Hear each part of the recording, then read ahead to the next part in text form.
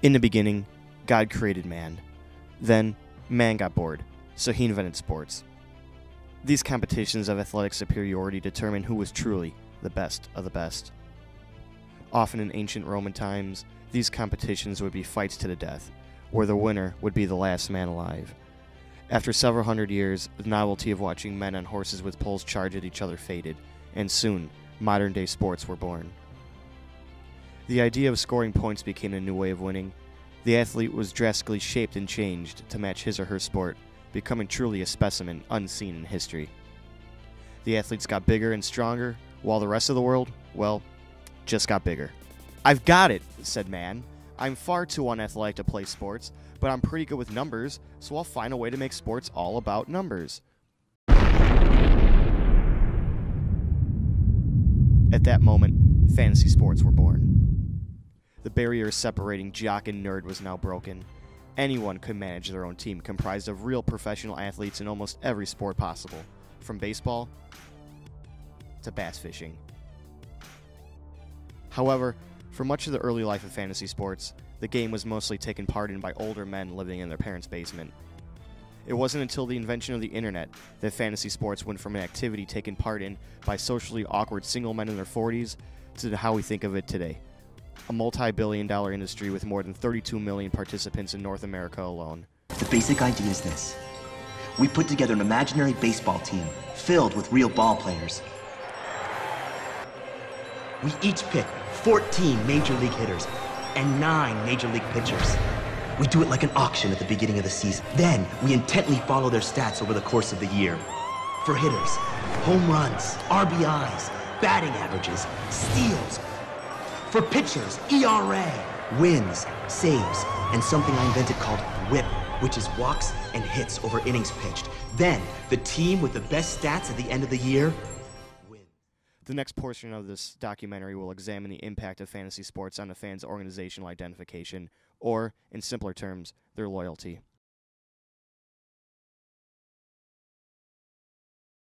I think I'm probably a pretty serious fantasy baseball fan and a kind of a casual fan of most other sports, although I do follow baseball pretty closely. I'd consider myself to be a casual sports fan. I would say I'm a die-hard Blackhawks fan, just specifically the Blackhawks, not really anything else. I consider myself to be a die-hard Red Wings fan. Die-hard sports fan. Absolute die-hard, pretty much any sport, all sports.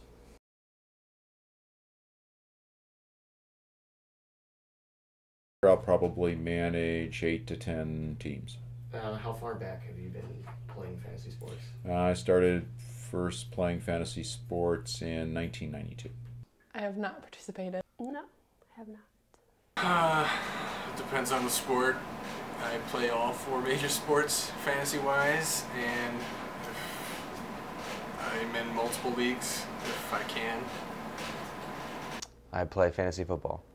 Yeah, pretty much all fantasy sports. Yes, I do. Fantasy football.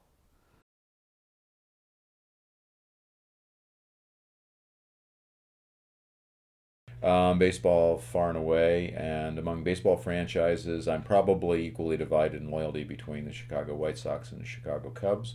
I also kind of root for the Pittsburgh Pirates because they were a boyhood team that I followed, and I enjoy other franchises like the San Francisco Giants and the Boston Red Sox. I follow the Indianapolis Colts, the Chicago Cubs, and that's it, really. I'd say, once again, the Chicago Blackhawks hockey team. Well, I grew up in the Houston area, so I'm a big fan of the Houston Texans. My dad's side of the family is from Louisiana, so I grew up a New Orleans Saints fan. But, you know, like any kid, you grow up liking the teams that are doing well, so I grew up a University of Miami fan, so I support the Hurricanes in a lot of football events. So a number of reasons, really, like where you grew up, who you watched as a kid, who your friends are into, who your friends aren't into, sort of like that. My favorite sport is hockey. My favorite sport franchise is the Red Wings. As you can tell, I am a Los Angeles Lakers fan, and I pretty much am a fan of all Los Angeles sports teams.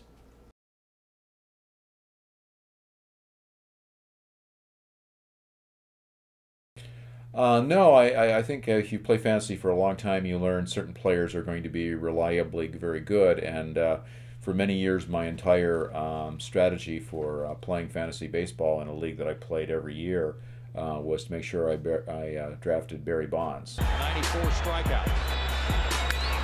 Bonds with a drive.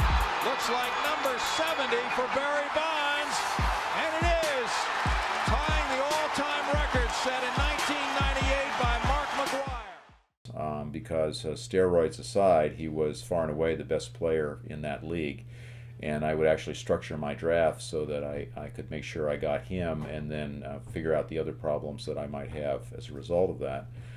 So he certainly was a long-time favorite player. Now I think Ryan Braun, Miguel Cabrera are obvious, very, very strong year in and year out performers. And I think I've certainly learned to sort of privilege offensive performers over defensive performers. It was Peyton Manning. Tested here again. And Harrison cannot retain. Yes, he can retain control for the touchdown. But he's no longer with the Colts. He's still my favorite. I still follow the Broncos, but right now, I guess my favorite player spot is up for grabs. Well, I would have to say it used to be Kane. My goodness! Kane, but given his performance last season, I don't know if that still applies.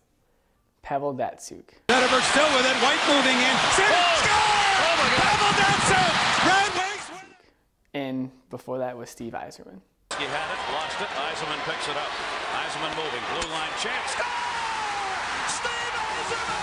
Detroit wins! Cubs don't really have any good players at the moment. I'd have to say, I don't know, Derrick Rose, I guess, when he plays. Or no, Joakim Noah.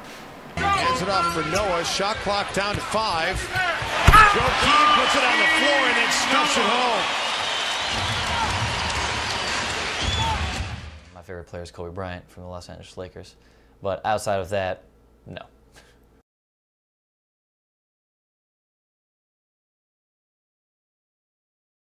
Well, no, I mean, it's very easy to accommodate those things because if the Chicago Cubs are playing and one of your key fantasy players is on the other team, all you do is root for him to hit a triple 4 times in a row and not make it in past third base. So it's almost always easy to figure out a way to fantasize about having your fantasy players perform wonderfully but not actually harming your team.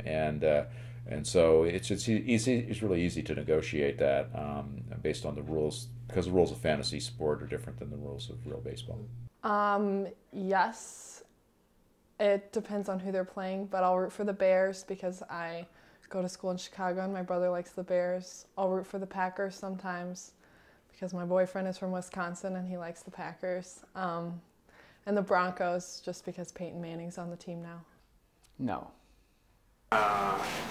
Yes, the Bears. It's happened a bunch of times with the Bears. Certainly, having like a fantasy football team, especially, really compels you to pay attention to a particular player's statistics and who they're playing in a certain week. So it certainly causes me, and I imagine other people in general, to pay more attention to not only the players but the teams that the players play on. Well, I mean, whenever you do fantasy sports, you have different players from different teams, and I'm not going to lie, I've grown a huge bias towards a lot of New York teams because usually I'll draft a lot of players from them, either for basketball or football or whatever it is. So I've kind of developed a mini love for the East Coast sports teams.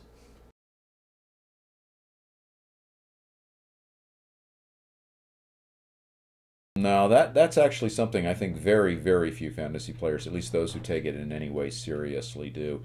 Typically, anybody who builds a team around their favorite players typically probably stops playing in the middle of the season because they're doing so poorly. Because no matter how good one team is, there are going to be weaknesses and there are going to be other strong players that will be missed. So even if you took the New York Yankees franchise of recent years when it was at its prime, it would almost always lose to a well thought together team. Floater,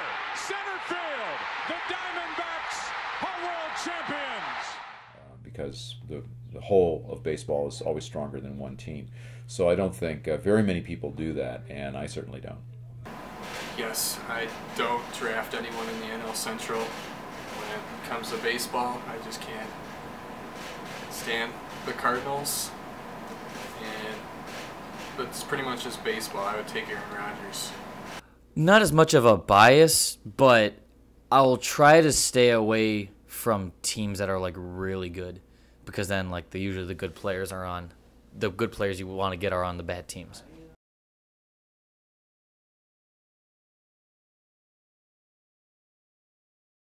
The research done last semester, which suggested that those who partake in fantasy sports would have lower levels of dedication to one team, applies.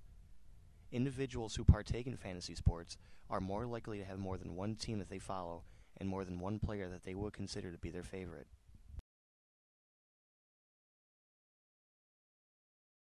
Fantasy sports shape and change a fan's organizational identification by allowing them to create their own personalized sports universe with the players they wish to manage.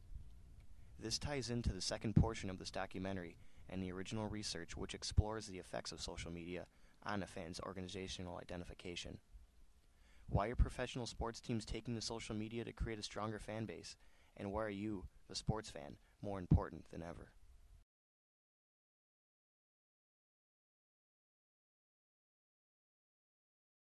Just to follow them, news and scores, basic stuff. I do use social media to follow up on teams and players and scores and things like that. I put statuses up like "Let's go Red Wings," "Blackhawks suck," or any of the above. I use social media to express my emotions. The man put it back, sir! Following either a positive or negative result. If one of my teams loses, I'll probably post something pretty angry on Twitter about it. And you know, there's a new way to get bragging rights and to hound your friends if their teams win or lose. So it's added a new way to stay in touch about sports and to publicly announce one's fandom. Oh, you use it for like up to most recent to date, the free agency for certain for the NFL, basketball. The playoffs are coming around. Spring training for baseball is right around the corner. So there's a lot of things going on usually at one time, and usually with Facebook or Twitter, it's usually very convenient because you kind of get the updates all at one time instead of having to wait and watch it on TV.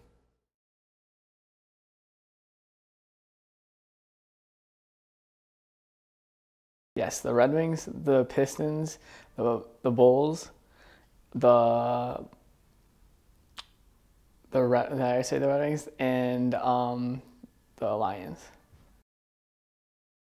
Because I grew up watching the Bulls. For sure. Olympique Lyonnais is a French soccer team. I follow them on Facebook because it's hard to read their tweets in French, so I don't follow them on Twitter. Houston Texans, New Orleans Saints, Chelsea is another European soccer team that I follow pretty regularly on Facebook and Twitter.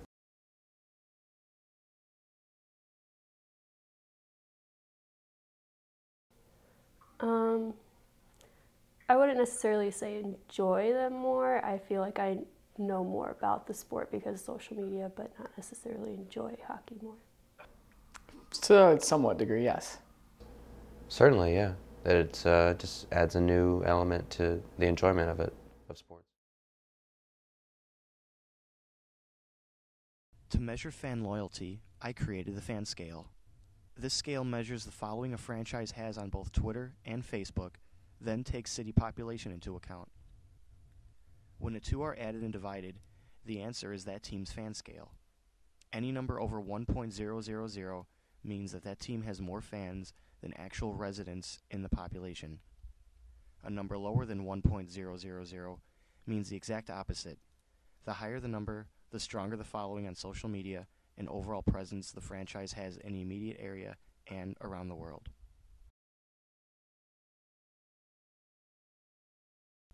As with any original research, there's bound to be some limitations. These statistics became out of date the second I added them up, as people are constantly following, liking, unfollowing, and unliking each page that was taken into account.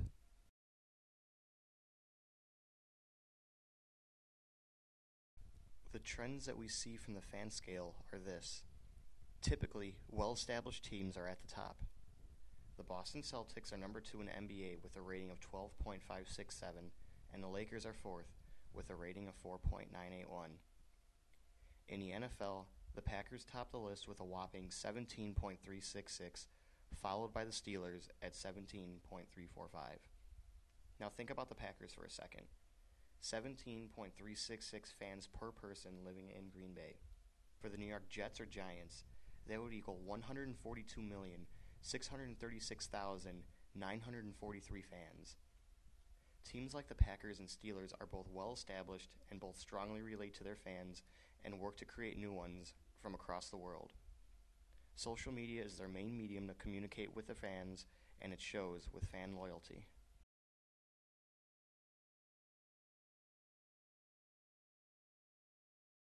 Moving into the NHL, the city of Pittsburgh is atop the list again, as the Penguins take the number 1 spot with a rating of 5.096. The Bruins are in second with a 2.553, the Red Wings close behind with a 2.275. Again, all three are well-established franchises who successfully utilize social media to identify with their fans.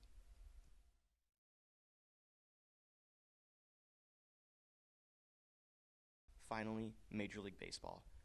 This is where things get surprising. Neither the Dodgers or the Yankees come in the top 10. Instead, we see much newer franchises claim top spots. The Texas Rangers, Atlanta Braves, and even the Minnesota Twins crack the top 10, whereas the Yankees come in 20th. And their cross-city rival, the Mets, dead last with a less than stellar 0.093 rating. The Mets obviously will never be as big as the Yankees in New York and take the role of the second team. But let's take a look at each of the 2-team cities and see how each team compares. The Los Angeles Lakers dominate their Staples Center roommates 4.981 to 0.237. The Giants edge out the Jets 0.371 to 0.248. But surprisingly, both fall way behind their friends to the north, the Buffalo Bills, who register a 2.172 rating. In the NHL, we see the Rangers well ahead of the Islanders 0.134 to a fan scale low 0.021. For the Islanders, essentially speaking, this means that only about 2% of the population in New York City would consider themselves to be an Islanders fan.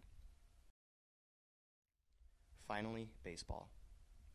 The Cubs lead the White Sox 0.716 to 0.396, but surprisingly, the Los Angeles Angels lead the Dodgers 1.843 to 0.385, a shocking number to say the least.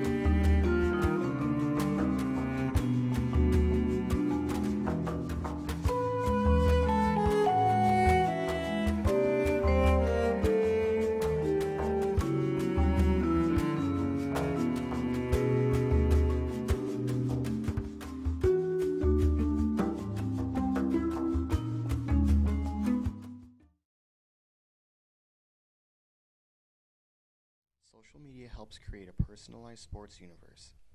Each fan chooses the content they wish to subscribe or not subscribe to. Unlike fantasy sports, social media does not seem to affect a fan's organizational identification. Instead, Fans choose to follow teams on social media to enhance their own sports experience. Professional teams know the fans are more important now than ever before. To reach them, they utilize social media to connect with them like never before possible. As social media evolves, so too will the way teams connect with fans through it. Until then, only time will tell where social media will take the world of sports. Keep those tweets coming and keep those statuses updated.